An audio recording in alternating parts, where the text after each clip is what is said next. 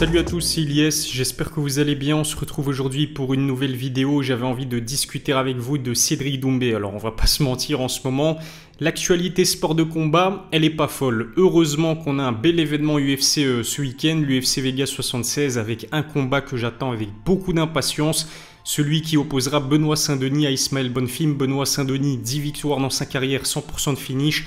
Ismaël Bonfim, 13 victoires consécutives. Le Brésilien est considéré comme l'un des prospects les plus importants du MMA, du coup de son pays. Mais aujourd'hui, j'avais vraiment envie de me concentrer sur Cédric Doumbé. Pourquoi? Eh bien parce que, bizarrement, dites-moi si vous êtes d'accord avec moi dans les commentaires, mais je trouve que Cédric se fait beaucoup plus discret depuis sa blessure et depuis son forfait pour le PFL 6 qui s'est déroulé le week-end dernier, le PFL 6 à Atlanta. On a vu qu'il y avait deux possibles futurs adversaires de Cédric Doumbé qui se sont démarqués, Magomed Omalatov et surtout Sadi Boussi qui a vraiment claqué un KO impressionnant. Mais du coup, comme je vous le disais, Cédric Doumbé beaucoup plus discret ces derniers temps, alors que généralement il fait parler de lui chaque semaine. Chaque semaine, il y a un article dans plusieurs médias sport de combat qui se fait sur Cédric Doumbé, sur ce qu'il a dit, sur ce qu'il a fait. Mais là, c'est vraiment silence radio et c'est assez particulier. Alors, j'avais envie de me poser la question de savoir si Cédric Doumbé, comparé à une certaine époque, est-ce qu'il fait encore l'unanimité? Est-ce qu'il peut encore compter sur le soutien de ses très nombreux fans? Juste avant de répondre à la question et de vous donner mon avis, abonnez-vous à ma chaîne YouTube, on est quasiment à 120 000 abonnés sur la chaîne. Merci à tous ceux et toutes celles qui sont déjà abonnés.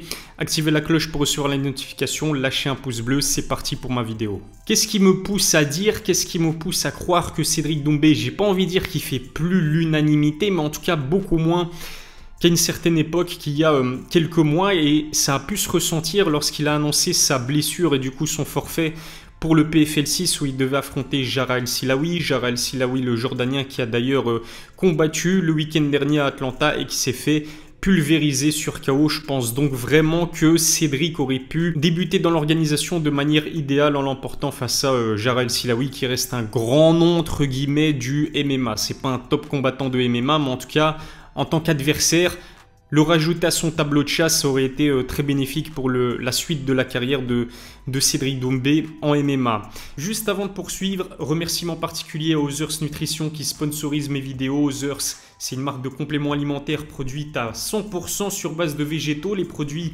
sont sains et leur prix défie toute concurrence. Avec le code COVER10, vous bénéficiez de 10% de réduction. Si ça vous intéresse, rendez-vous sur leur site, le lien se trouve dans la description. Comme je vous le disais, lorsqu'il a annoncé sa blessure au poignet et donc son forfait, il y a énormément de gens qui sur les réseaux sociaux, notamment sur Twitter, ont indiqué que Cédric Doumbé avait fake une blessure parce qu'il n'était pas prêt pour ce combat, parce qu'il avait participé à Fort Boyard, parce qu'il avait peur tout simplement de Jara El Silaoui. C'est vrai que Jara effectivement était de loin l'adversaire le plus coriace qu'aurait eu à affronter Cédric Doumbé pour l'instant dans sa carrière de MMA. Du coup, certaines personnes ont remis même en question la véracité de cette blessure. J'ai vu des gens sur les réseaux sociaux, encore une fois sur Twitter, dire que Cédric avait fake cette blessure parce qu'il n'était pas prêt et parce qu'il avait eu peur d'affronter Jara El Silaoui. Bien évidemment, ce n'est pas le cas. On a vu dans une vidéo que Cédric avait justifié cette blessure en disant qu'il avait été chez le médecin, que le médecin lui avait presque formellement interdit de combattre au risque de voir cette blessure s'aggraver. Sur un snap ou sur une story Instagram, on a d'ailleurs vu Cédric Doumbé montrer son poignet était gonflé. Donc non, évidemment, je ne pense pas que Cédric Doumbé, qui est un combattant de haut niveau, un athlète de haut niveau avec un esprit de compétition exacerbé et qui surtout a envie de remplir son frigo, comme il l'a dit assez souvent, qui a envie d'être payé. Du coup, ça passe évidemment par un combat s'il a envie d'être payé. Non, il n'a pas fait exprès de pull-out ce combat et n'a pas fait qu'une blessure pour ne pas affronter Jara El Silaoui. Ça m'étonnerait fort. Mais au-delà de sa blessure, c'est aussi sa signature au PFL qui a énormément fait parler d'elle. Vous vous souvenez de cette métaphore du monter dans le train de Cédric Doumbé avant qu'il ne soit trop tard? C'était en quelque sorte pour pousser Cédric à signer à l'UFC, sauf qu'au moment où il a annoncé qu'il signait finalement au PFL, il y a énormément de personnes qui étaient engagées dans cette propagande, qui ont ensuite tweeté qu'il descendait du train, qu'il s'arrêtait au prochain arrêt, voire même pire, que le train de Cédric Doumbé avait déraillé.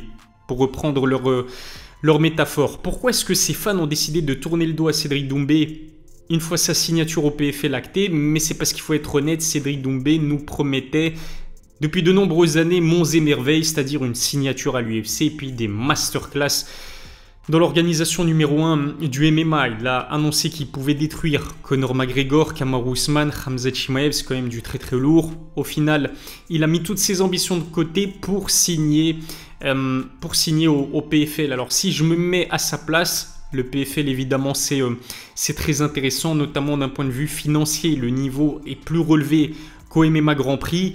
Mais ça reste une classe d'écart comparé à la catégorie des poids welter de l'UFC. Alors je ne dis pas qu'il n'y a pas de niveau chez les welterweight au PFL. On a vu, je vous en parlais tout à l'heure, de Sadi Boussi, Magomed ou Malatov qui à mon avis ont leur place à l'UFC.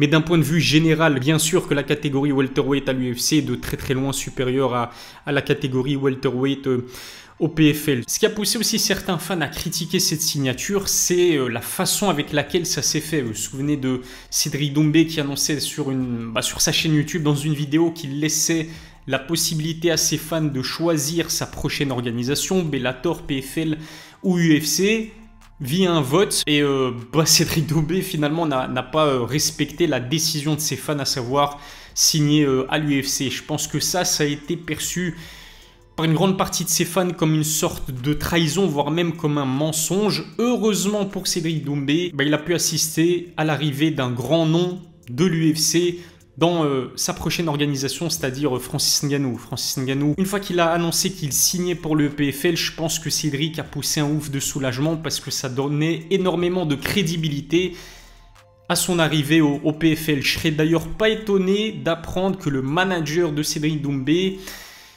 a demandé au PFL si Francis allait débarquer dans la même organisation que son combattant. Et je serais même poussé à aller plus loin. Je pense que sans la signature de Francis Ngannou au PFL, Cédric Doumbé n'aurait pas donné son accord pour signer dans la même organisation tout simplement. Ce qu'il faut dire aussi, c'est que Cédric, c'est un adepte du trash talk. C'est quelqu'un qui n'a pas sa langue dans sa poche. C'est quelqu'un qui n'hésite pas à vanner ses adversaires et aller très loin dans la déstabilisation psychologique. C'est pas récent, c'est pas nouveau. Ça date pas de sa jeune carrière de MMA. C'était absolument la même chose lorsqu'il combattait en kickboxing.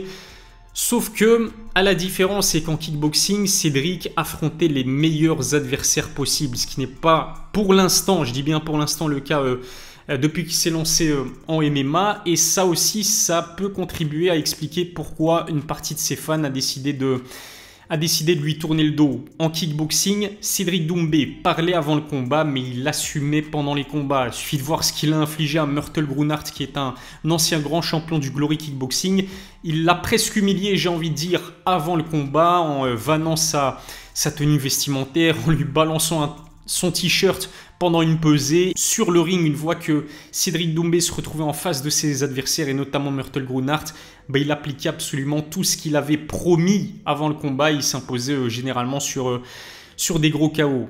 En MMA, ce qui est un peu compliqué, c'est qu'encore une fois, la qualité de ses adversaires n'est pas digne de son pédigré.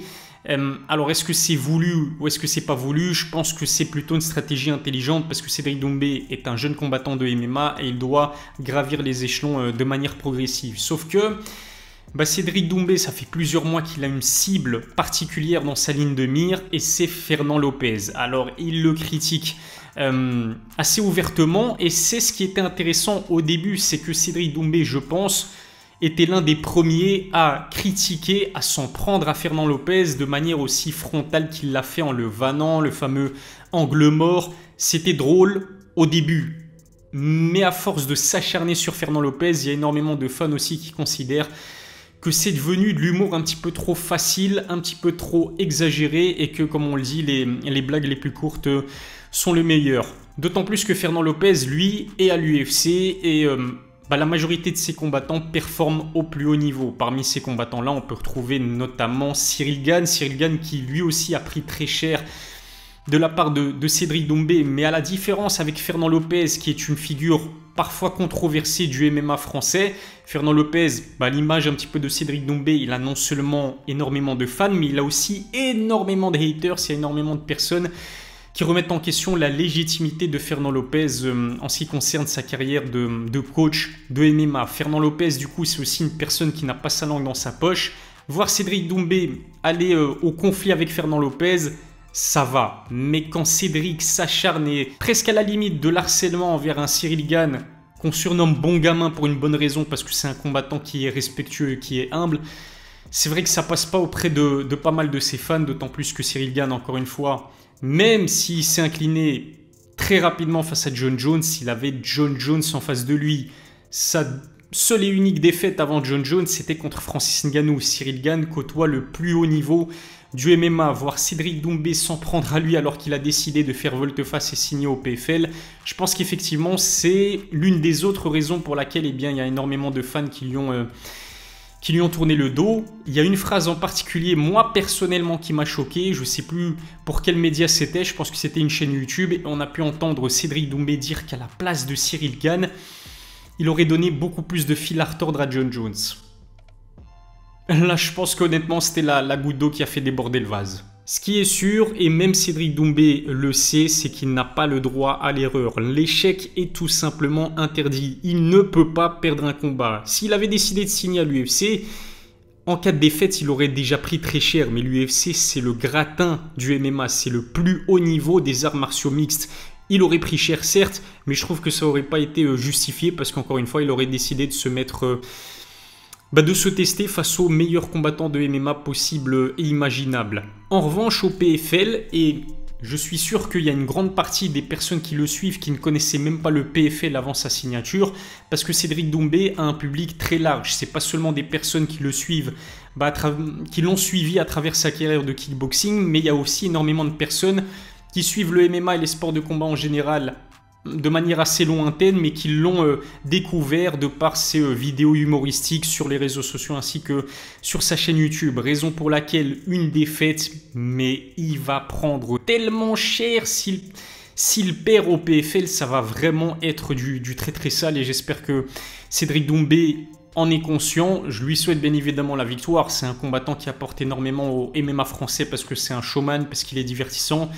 Et parce qu'il a eu un parcours en kickboxing qui est tout simplement phénoménal. Mais s'il perd, je pense qu'il doit absolument jeter son téléphone, ne plus se connecter sur les réseaux sociaux. En revanche, s'il gagne et s'il enchaîne les victoires, même si ça se fait au PFL, là, ça ne pourra que donner du crédit à sa décision de signer dans cette organisation, encore une fois très ambitieuse du MMA. C'est une déception de ne pas pouvoir voir Cédric Doumbé concourir au tournoi du PFL à $1 million dès cette année. Il faudra être un petit peu plus patient. Mais je pense que dans quelques jours, on apprendra que Cédric Doumbé va participer au PFL Paris. La rumeur enfle depuis un petit temps maintenant. D'ailleurs, ça avait été annoncé par RMC Sport au moment de sa signature. Mais c'est clair que organiser un PFL à Paris qui se déroulera le 30 septembre, je le rappelle, le même mois qu'un UFC Paris. On aura vraiment du très très lourd en France au mois de septembre. Un événement PFL en France doit se faire avec Cédric Doumbé en combat principal. Voilà en tout cas ce que je pouvais dire concernant le sentiment que j'ai concernant Cédric Doumbé, qui d'ailleurs est très discret en ce moment. Il doit préparer son retour avec beaucoup de sérieux, beaucoup de professionnalisme. Je pense que la pression elle est énorme sur ses épaules. Du coup, il a raison de s'écarter un petit peu des réseaux sociaux pour se préparer à son prochain combat. Merci de m'avoir suivi. Abonnez-vous à ma chaîne, activez la cloche pour recevoir les notifications. Lâchez un pouce bleu si ça n'est pas encore fait. Je vous donne rendez-vous très vite pour une nouvelle vidéo. D'ici là, prenez soin de vous.